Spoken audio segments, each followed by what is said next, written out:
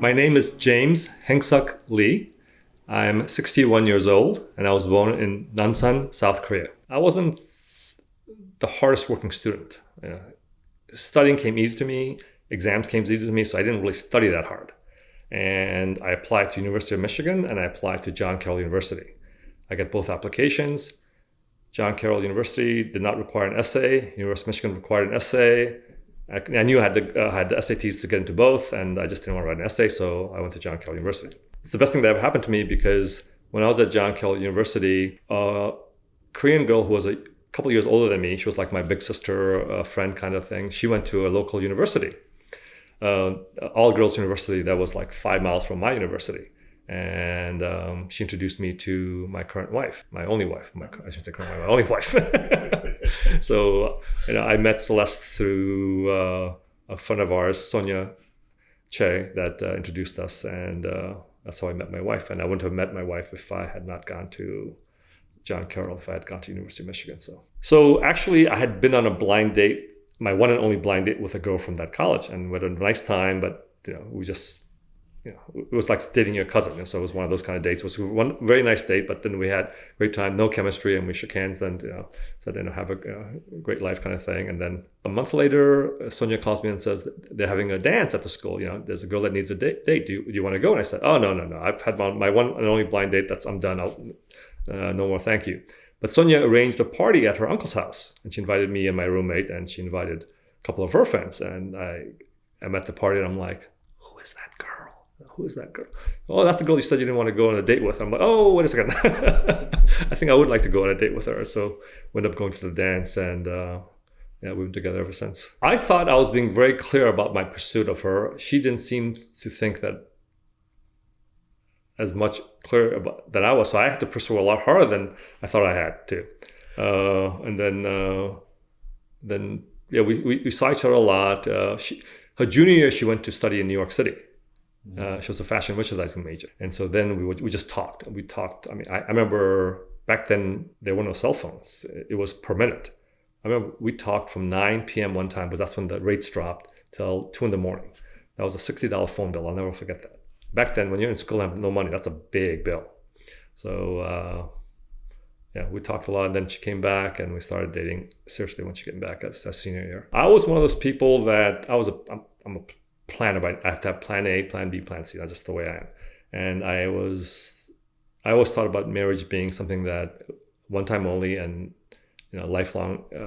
So I had a list. I literally had a list of things that I had to check off that I had to meet. And one of the things on the list was, it made sense. One of the things was, do I want her to be the mother of my children? That was like on the top of the list. Number 2 on the list was, would I, without blinking an eye, take a bullet for her? Without hesitation. And we got to the point. I had a bunch of silly things when you're that young. But and we dated for I think around 6 years, when I decided she's absolutely the one that I could spend the rest of my life with.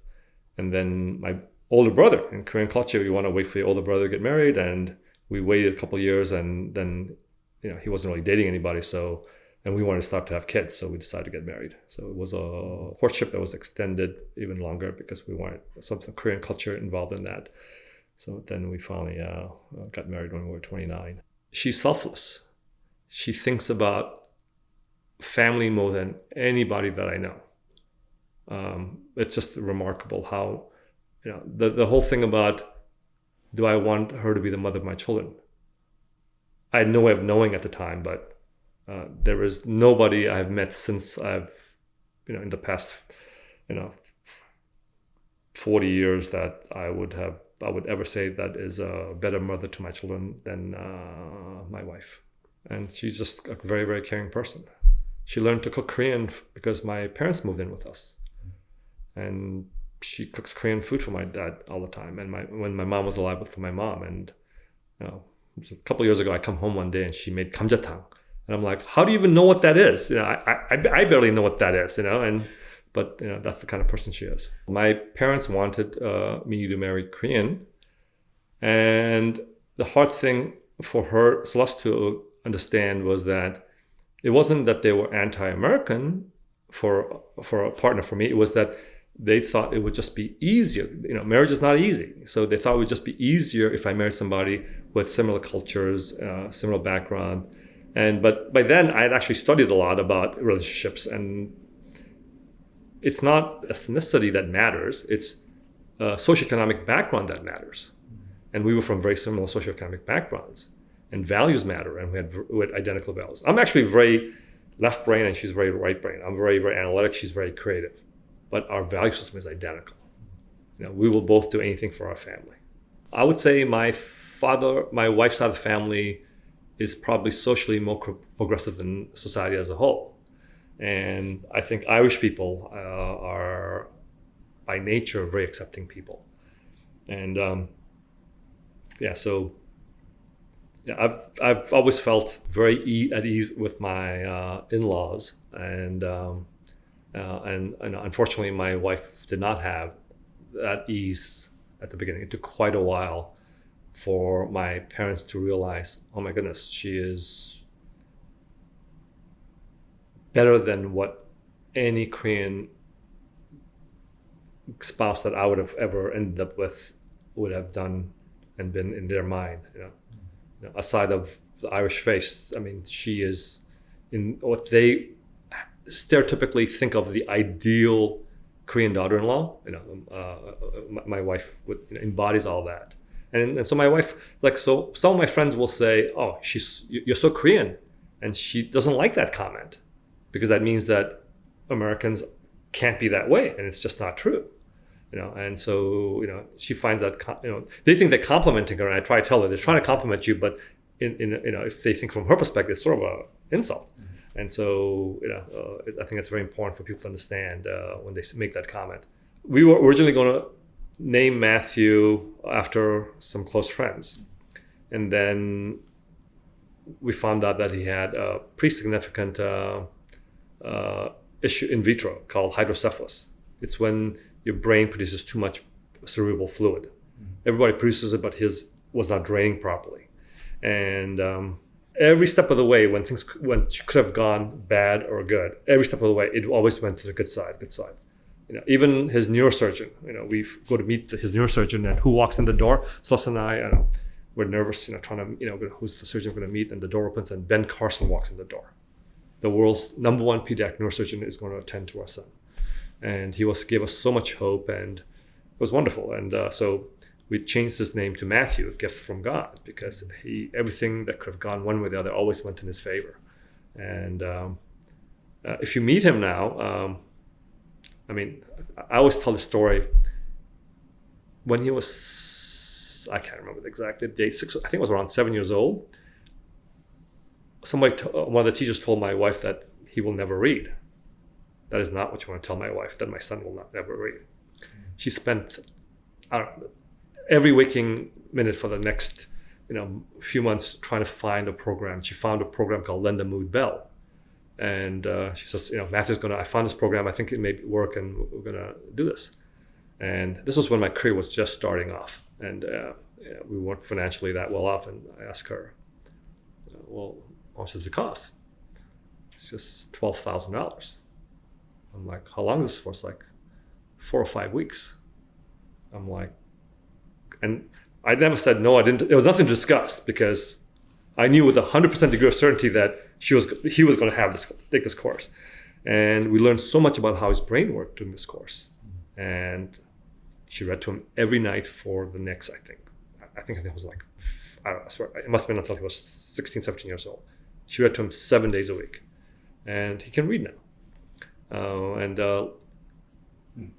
My daughter wanted to follow after my wife and wanted to become a speech pathologist for children with special needs. About a year and a half ago, she's with one of her students, and the student's mom tells her about this program at Clemson called Clemson Life, a program for adult children with special needs. So she's all over it. She spends countless hours, and then the application is due a certain day, and she needs a full psychological evaluation to get him to go to this program. And every 4 months, 5 months, Kennedy Krieger, all 6 months. It was like, that's how long they take to get done. And the people in line, not stopping her. She finally gets somebody to do it. The package is complete Thursday. She FedExes it. It's due Friday overnight, and she gets it in. And now he's at Clemson Life, and things that we take for granted. When we were doing orientation, the director said, obviously they're here to learn life skills. They're here to learn about being good citizens. They learn how to get job skills, how to interview, all this stuff. But our main goal is for them to develop lifelong friends. We all have lifelong friends. He didn't have any lifelong friends. Now he's got lifelong friends. He's got a girlfriend. It's his life has completely changed. It's like a lid was lifted off of him. He's so much more outgoing, engaging. His life has changed 100%. I think we were very fortunate in that even at Clemson Life, he's one of the most highly functioning kids. So emotionally, he was completely fine. So the human brain's like a computer. You have a working memory, which is like the RAM. And then you have the hard drive, which is long-term memory. So his long-term memory is completely fine. It's just his working memory. Okay. So like if I tell you 2 plus 2 plus 2 plus 2 equals, your brain remembers that I just said 4 2s. And you say 8. He will probably drop one of the 2s and not sure whether it's 8 or 6. But his long-term memory, he remembers what I promised him for Christmas, like when he was 3 years old. It's unbelievable, which is my wife's side of the family. They have incredible long-term memories. So, they never forget. That's him. So, but yeah, he's doing wonderful. He has 4 friends flying up from Clemson, arriving this evening, and they're all going to go out to the beach together for a week. His life is his girlfriend's parents we met, and wonderful family, and he's going to have a full-fledged life now because of my wife finding the program because my daughter decided to follow after her mother's footsteps. My mom was always grateful for her life. On her deathbed, she said she was perfectly calm and fine because she said, I lived a full life. I got to have great grandkids. She just went on and on about how she got to see the world and how she had this wonderful family. And so I want my kids to, and I don't think you can really teach that, but I want them to be cognizant of it and conscious of it. And I think my kids are very grateful. And the other thing is I want my kids to give back. I think giving back, you can say you're grateful all you want, but if you don't give back, well, it's just talk to some degree. So I think giving back is very, very important. My name is Jim Lee, and this is my Korean American story.